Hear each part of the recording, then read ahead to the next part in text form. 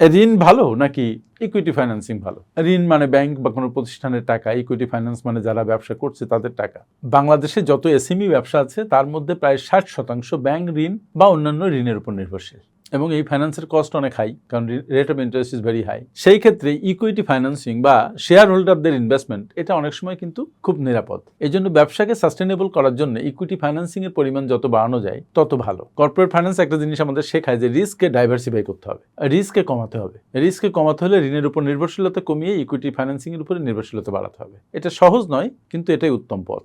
So আপনার ব্যবসায় যত টাকা লাগে চেষ্টা করুন নিজের পার্টিসিপেশন বাড়াতে এবং ঋণের পরিমাণ কম নিতে, কারণ অনেকক্ষণ আমরা ঋণ বেশি নিয়ে ঋণকে সার্ভিসিং করতে পারি না, লোনগুলো ক্লাসিফাইড হয়ে যায়, ব্যবসা পরে মুখ থুবড়ে পড়ে।